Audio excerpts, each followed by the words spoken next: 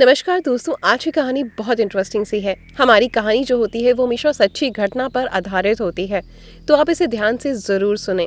हो सकता है कैरेक्टर्स के नेम हम चेंज कर दें, लेकिन ये जो स्टोरीज मैं आपके साथ में साझा करती हूँ ये बिल्कुल रियल स्टोरी होती है। तो ध्यान से सुनिएगा और आपका क्या फैसला रहेगा स्टोरी को सुनने के बाद वो कमेंट बॉक्स में ज़रूर बताइएगा। अगर आपको हमारी स्टोरीज पसंद आती हैं तो वीडियो को लाइक और शेयर ज़रूर किया करें। रिश्तों को तार तार कर देने वाली सच्ची घटना की शुरुआत कर्नाटक राज्य के बेंगलुरु से होती है।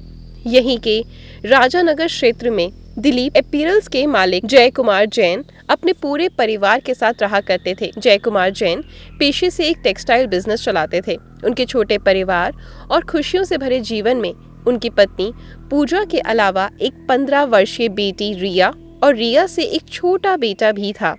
जय कुमार जैन का टेक्सटाइल वाला बिजनेस काफी अच्छा चल रहा था। यही कारण था कि जय कुमार जैन के पास पैसों की कोई कमी नहीं थी। परिवार के सभी लोगों की ख्वाहिश जय कुमार जैन पूरी करते थे। आसपास के लोग जय कुमार जैन को देखकर वैसी ही जिंदगी जीने की तमन्ना रखते थे।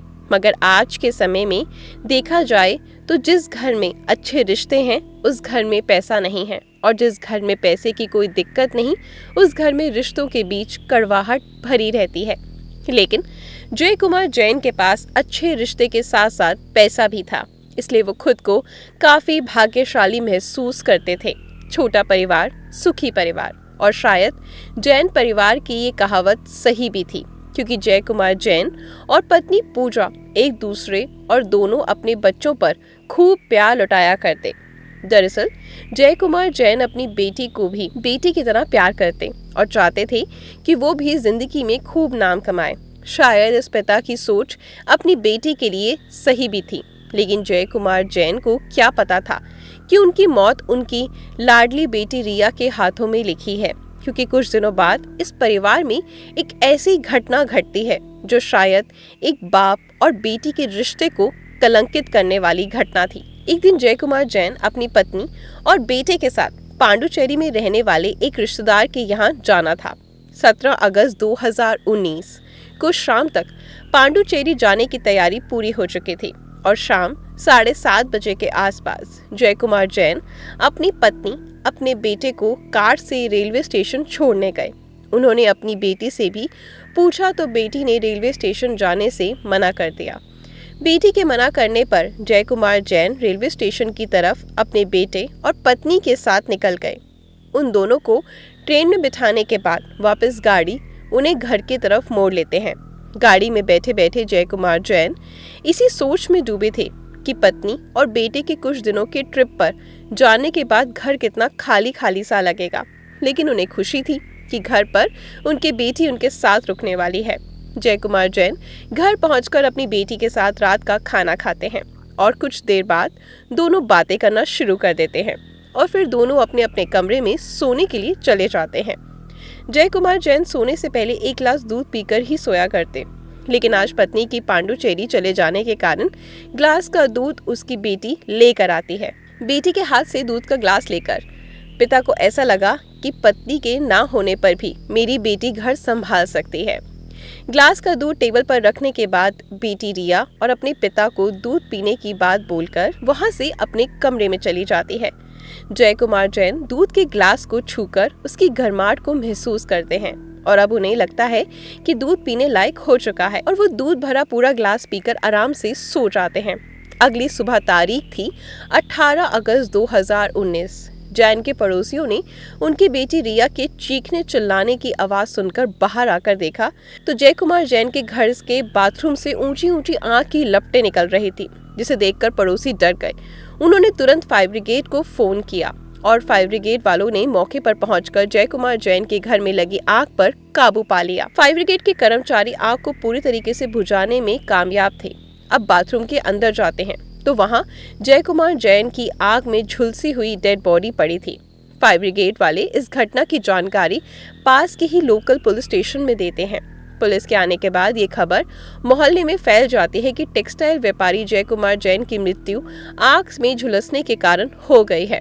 और देखते ही देखते पड़ोसी की पूरी भीड़ जय कुमार जैन के घर के बाहर इकट्ठा हो गई है। जय कुमार जैन को जानने वाले सभी लोग उनके साथ घटी इस घटना को देखने दौड़े चले गए।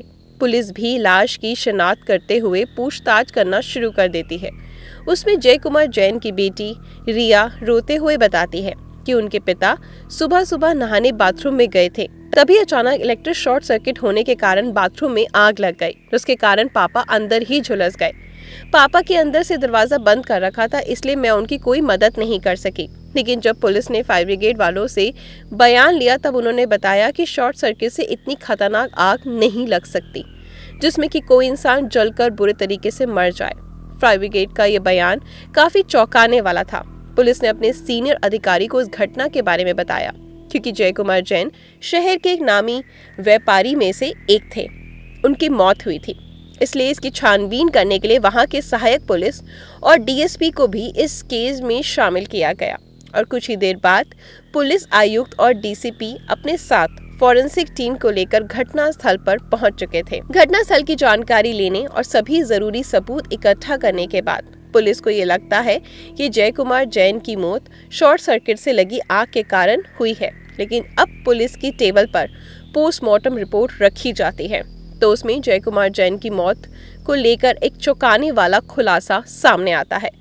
डॉक्टरों की पोस्टमार्टम रिपोर्ट बता रही थी कि जय कुमार जैन की मौत आग में झुलसने के कारण नहीं बल्कि खून की कमी और ब्रेन तक खून ना पहुंचने के कारण हुई है। पुलिस के लिए ये रिपोर्ट काफी चौंकाने वाली थी, क्योंकि ब्लड की कमी और ब्रेन तक ब्लड ना पहुंचना सिर्फ एक ही बात की ओर इशारा करते हैं कि जय कुमार जैन को किसी धारदार वाले हथियार से मारा गया है, जिससे ब्लड लॉस होने के कारण उनकी मौत हो गई। लेकिन फिर उसकी बेटी ने ऐसा क्यों कहा कि उसके पापा की मौत शॉर्ट सर्किट में लगी आग में झुलसने के कारण हुई है। अब पुलिस को भी लगने लगा कि जय कुमार जैन की मौत दुर्घटना नहीं बल्कि हत्या है। किसी ने काफी चालाकी से इस हत्या को अंजाम दिया है, क्योंकि जय कुमार जैन की बेटी रिया का बयान पोस्टमार्टम रिपोर्ट से बिल्कुल भी मैच नहीं हो रहा था। इसलिए पुलिस इस केस की छानबीन और गहराई से करना शुरू करती है। सूत्रों के अनुसार बताया जाता है कि जब पुलिस की फॉरेंसिक टीम दोबारा रिया के घर गई तो वहां के सोफे से कुछ ब्लड रिपोर्ट मिले, जिसे साफ किया गया। फॉरेंसिक टीम इस रिपोर्ट पर जब पुलिस की नजर पड़ती है तो पुलिस का और भी शक गहरा हो जाता है कि जय कुमार जैन के साथ जरूर कुछ गलत हुआ था। पुलिस ने लोगों से पूछताछ के दौरान जय कुमार जैन के बारे में इतना कुछ सुना था कि पुलिस के मन में जय कुमार जैन की एक अच्छी छवि बन चुकी थी और पुलिस वाले भी एक अच्छे व्यक्ति की हत्या करने वाले हत्यारे को जल्द से जल्द पकड़ना चाहते थे ताकि उसे सजा दे सके। पुलिस अभी भी पड़ोसियों से पूछताछ करने में लगी हुई थी। तभी पुलिस को एक चौंकाने वाली बात पता चलती है। कुछ लोग पुलिस को बताते हैं कि जय कुमार जैन की बेटी गुपचुप तरीके से पड़ोस में रहने वाले प्रवीण नाम के एक लड़के से चक्कर चल रहा था। पुलिस को जब रिया और प्रवीण के प्रेम संबंधों के बारे में पता चलता है तो पुलिस को ये बात बेवकूफ़ी भरी लगती है, लेकिन पुलिस जय कुमार जैन से जुड़े हर पहलू को टटोलना चाहती है।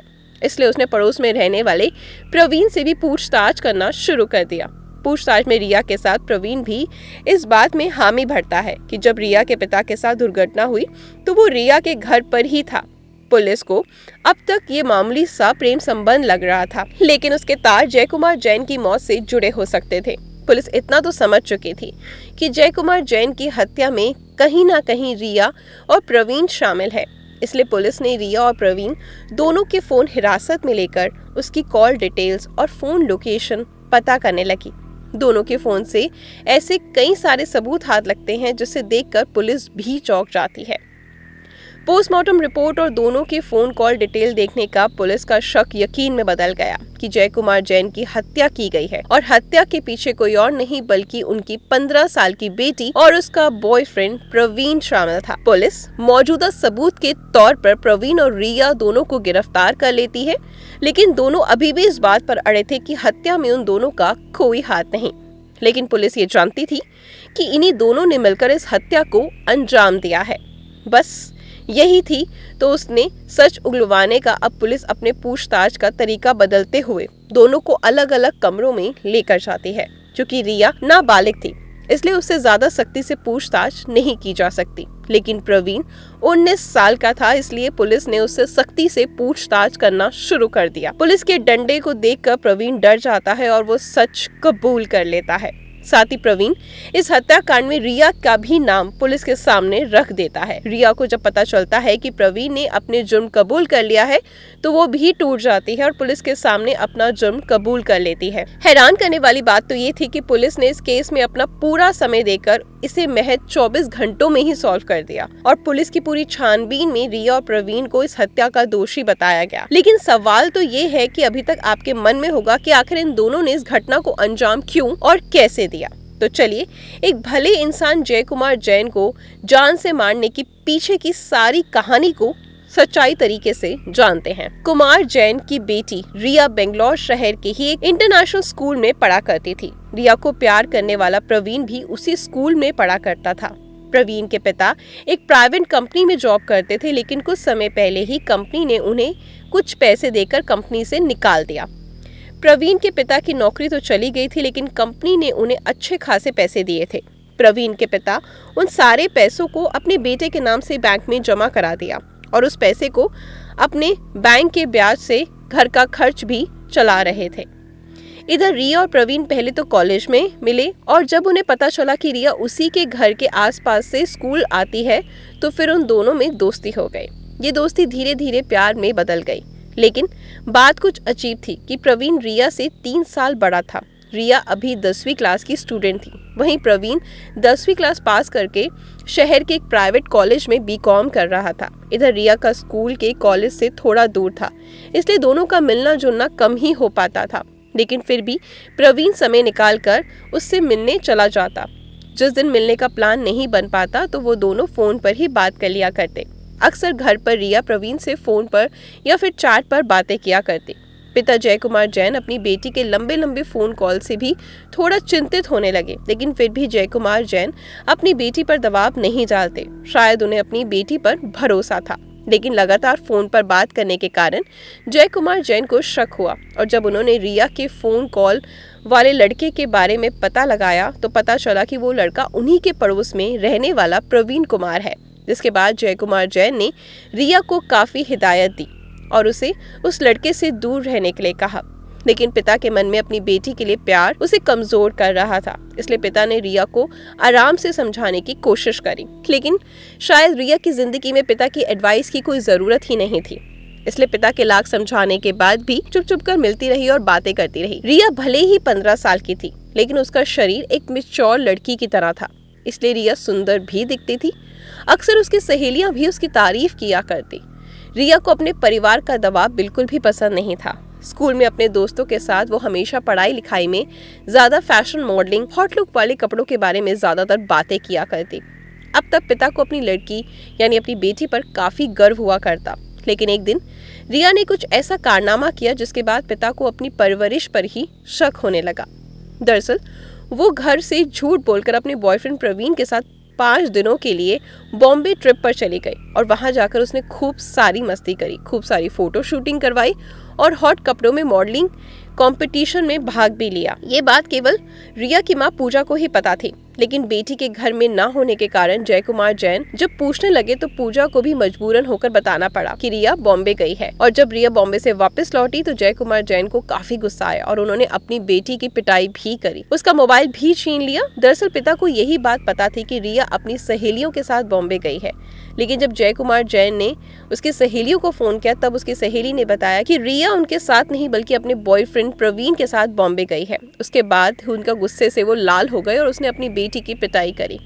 अब रिया बचपन के खिलौने और माँ बाप के प्यार को छोड़कर जवानी की दहलीज पर कदम रख चुकी थी और अब उसे अपने माँ बाप की सोच और विचारों से कोई फर्क नहीं पड़ता था। बॉम्बे ट्रिप वाली हरकत के बाद भी रिया की सोच में ज्यादा बदलाव नहीं हुआ।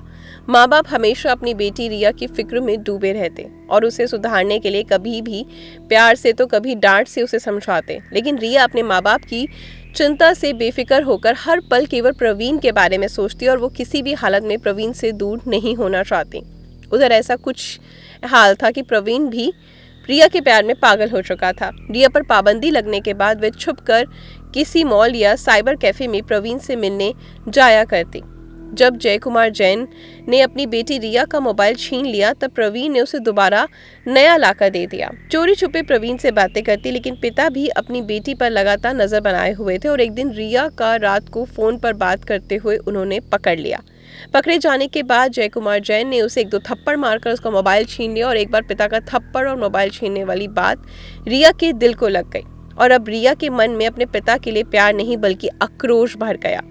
रिया पिता की हिदायत और रोक टोक से परेशान हो गई थी। रिया ने अपनी सारी बातें प्रवीण से मिलकर बताई और रोते रोते प्रवीण को कहने लगी कि वो अपने पापा से परेशान हो चुकी है और मुझे अपनी आज़ादी चाहिए। पूछताछ में पुलिस के सामने ही रिया ने खुलासा किया कि जब से पिता ने उसके मोबाइल फ़ोन को छीना और उसे थप्पड़ मारा था, उस दिन से रिया अपने पिता को मारने की प्लानिंग कर रही थी।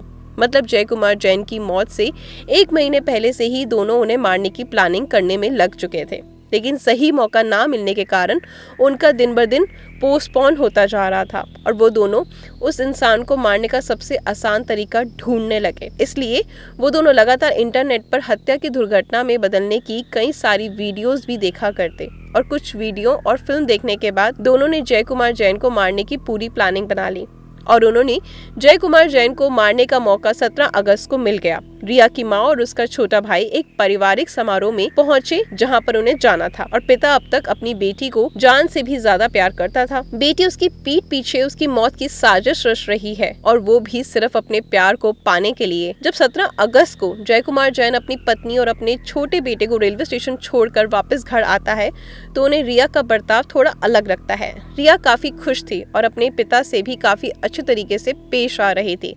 पिता को लगा कि शायद अब रिया को अपनी गलती का एहसास हो चुका है, इसलिए पिता भी खुश थे और दोनों ने साथ में खाना खाया। खाना खाने के बाद रिया ने अपने प्लान के अनुसार दूध में नींद की गोलियां मिलाकर अपने पिता को दे दी। पिता अपनी बेटी की इस करतूत से अनजान थे और दूध पीकर आराम से सो गए, लेकिन रिया ने अपने कमरे में इंतजार करने लगे और जय कुमार जैन जब नींद की गोलियों का असर शुरू हुआ तो थोड़ी देर बाद रिया अपने पिता के कमरे में आती है और अपने पिता को उठाने की कोशिश करती है, लेकिन नींद की गोलियों का डोज लेने के बाद जय कुमार जैन मरी हुई लाश की तरह बेहोश हो चुके थे।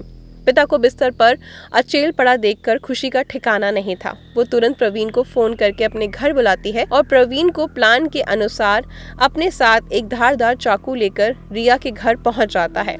इधर रिया ने अपने किचन से चाकू निकाला और दोनों ने जय कुमार जैन के शरीर पर वार करना शुरू कर दिया। दोनों ने सबसे पहले जय कुमार जैन के शरीर की बॉडी पार्ट पर किया, जहां इंसान की मौत जल्द से जल्द हो जाए। बेहोशी की हालत में जय कुमार जैन ने ना तो विरोध कर सकते थे और ना ही कोई बचाव के लिए चिल्ला सकते थे।